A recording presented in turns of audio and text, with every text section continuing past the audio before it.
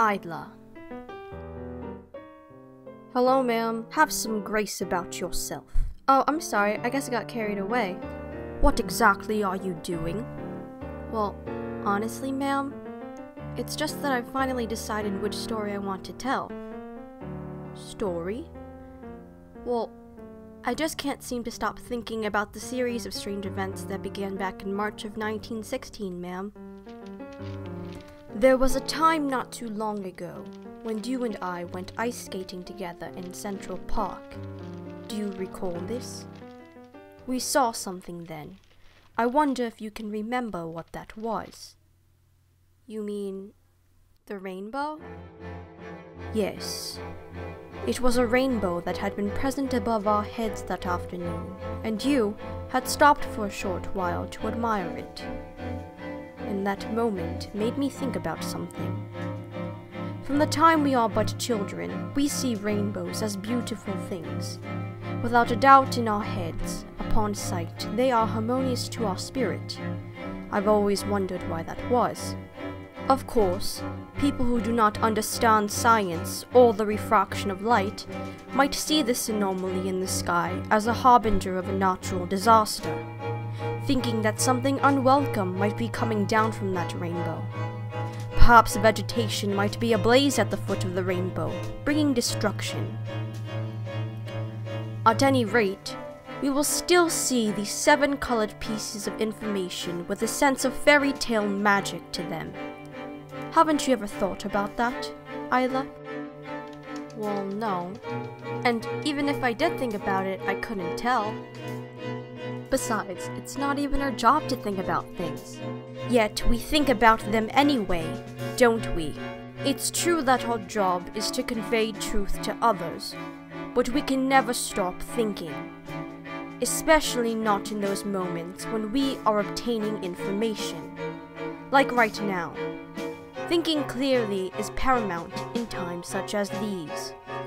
In fact, Isla, to stop at simply determining whether information is true or false is reckless and abdicates the responsibility of those who deliver information to others.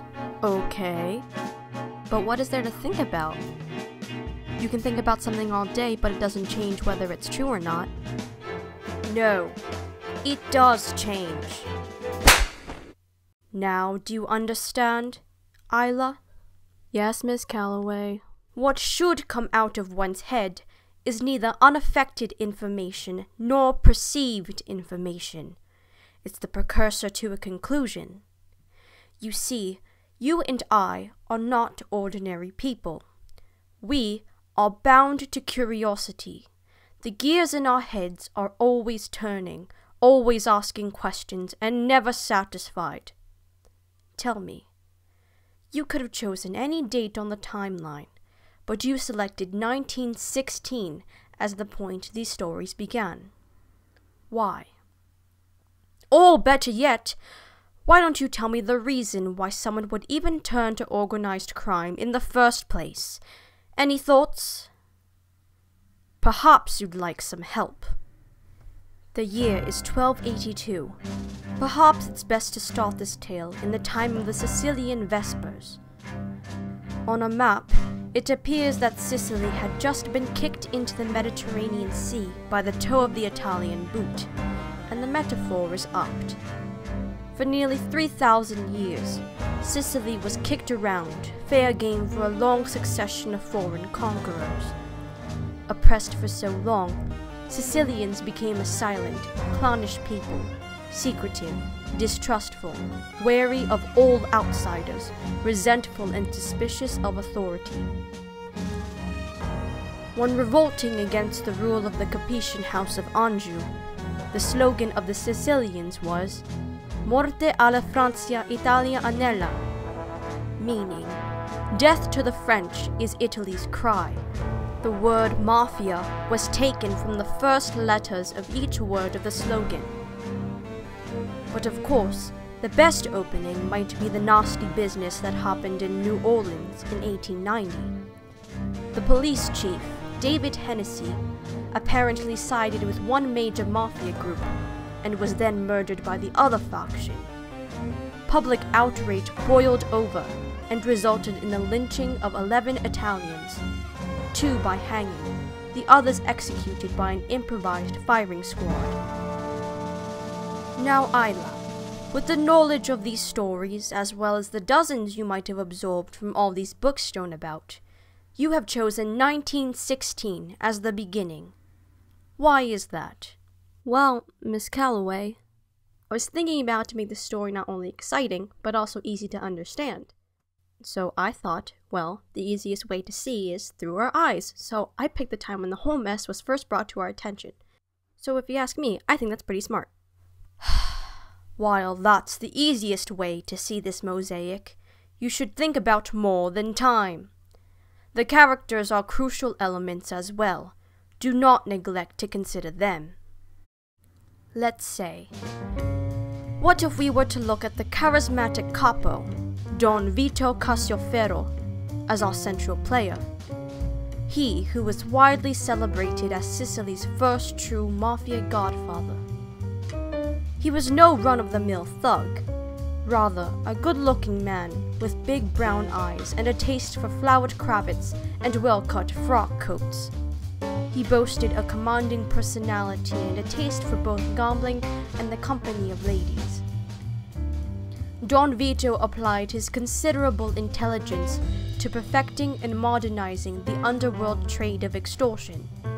He invented an approach called wetting the beak, where one does not throw people into bankruptcy with ridiculous demands. He said, offer them your protection instead. Help them to make their business prosperous, and not only will they be happy to pay, but they'll kiss your hands out of gratitude. Around the turn of the century, Don Vito set up formal channels of communication between the Italian-American mafia gangs and their Sicilian counterparts. Perhaps we could focus on Peter, the Clutching Hand Morello, a devious murderer whose tactics terrified his enemies. He was called the Clutching Hand for having a one-finger deformed right hand that resembled a claw. From Corleone, Sicily, his family emigrated to the United States in pursuit of the American dream. Some dream it was. It had been more of a nightmare. He tried his hand in different business ventures, failing in many of them, including a saloon and a date factory. And shortly after, his wife had passed away due to illness. Then, in the 1890s, Peter founded the Morello crime family. The Morellos would frequently employ the notorious barrel murder system, which involved dumping dismembered corpses into large wood barrels. The barrels would then be thrown into the sea, left on random street corners, abandoned in a back alley, or shipped to non-existent addresses in another city. By 1905, Morello had created the largest, most influential Sicilian crime family in New York City. He was recognized as Capo di tutti capi, meaning boss of bosses, by mafia leaders in other US cities. Perhaps the most notorious member of the Morello gang was Ignazio Saietta, who became known as Lupo the Wolf. He was actually the Clutching Hand's brother-in-law, and the two carried out numerous illegal operations together. Lupo was a black-hand extortionist and a professional killer. He ran an establishment known as the Murder Stable on East 107th Street in Italian Harlem. That was where many of the city's mob slayings were contracted and carried out. Eventually, the U.S. Secret Service would find the remains of more than 60 murder victims on the premises. Almost certainly, countless more were disposed of without a trace. Lupo the Wolf had been so feared in his native Sicily that people who strayed across his path and survived would often cross themselves as an antidote to his evil. Unlike many mobsters, Lupo cared little for fancy clothes, fine food, and other luxuries. He liked making money for its own sake, and he had many money-making enterprises. Along with extortion, he had a hand in robbery, counterfeiting, illegal lotteries, and drug sales. "Business is like cherries," he once said. You yank one off a tree, but it doesn't necessarily satisfy you. So you yank another, and then another, one after the other. What about this guy? He's main character-ish. Ish. Ah, Joe Petrosino, the first policeman to effectively take on the Mafia. A short, thick-set, extremely strong man, Petrosino had emigrated to New York from Salerno, Italy, at the age of 19. After working as a tailor, a clerk, and a garbage man, he joined the police force in 1883 and quickly made a mark. He was rough and even brutal. Rather than arrest a criminal and risk losing him to a fast-talking lawyer, Petrosino tended to drag his suspects into an alley and beat confessions out of them. This way, they would remember who Petrosino was. Petrosino would cut through Italian gangs like a one-man army. Altogether, he arrested at least 60 mafiosi and camaristas, and gathered enough evidence to have them all deported. Most of the arrests were carried out in a rather dramatic style. After quietly stalking a Camorra boss by the name of Enrico Alfano, Petrosino calmly strolled in a Harlem apartment house and waited in the hallway outside one of the rooms until his target was in place.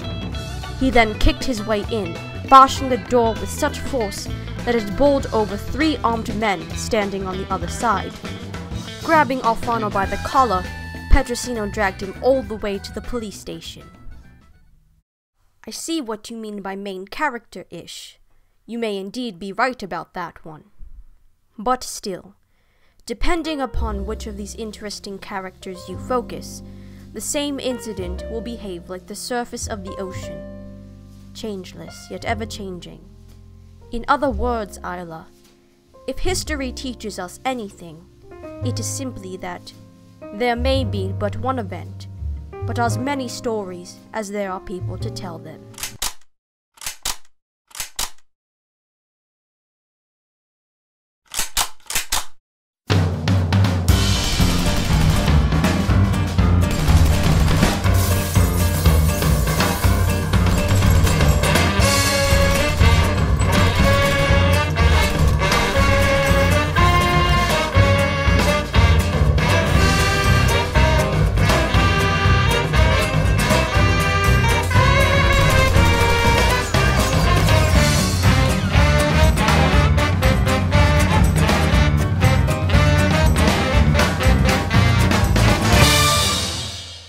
Wait, so you're saying that the whole thing starts when the Mafia, the Camorra, and the Black Hand go after each other?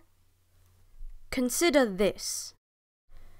By 1903, the general public was aware, and frightened of, La Mano Nera, or the Black Hand, who were Italian terrorists or extortionists who committed murders under the motto of pay or die. Many people mistake them for being synonymous with mafia, but it wasn't as much a criminal organization as much as it was simply a method that both the Camaristas and the mafiosi practiced. Extortions were done anonymously by delivering threatening letters that demanded money and were signed with crudely drawn symbols, such as a knife or a skull. People paid the Black Hand extortionists in the fear that American law had no understanding or power to help them. Now, the Camorra was a crime city that surfaced in Naples and was even more structured than the Sicilian Mafia. For years, Mafia-Camorra wars erupted in America, but the final battle broke out in New York during the World War I era. The Mafia, under the control of the Morellos, based themselves in Harlem and Manhattan, while the Camorra, under the control of Don Pellegrino Morano, stayed around Brooklyn and Coney Island. The Camorra greedily sought to extend its influence in the Mafia area, and he did so in an act of vicious cunning. Morano invited his opposite number, the imposing Nicholas Morello, to journey to Brooklyn for a peace conference. Nick was naive and dreamt of merging two forces together. he envisioned reorganizing the American underworld in a manner that put aside petty, old-world prejudices. Although he remained suspicious of Morano, he felt he had no alternative but to go to the meeting. It was, predictably, a mistake. And it all ended when Nick Morello was shot, right?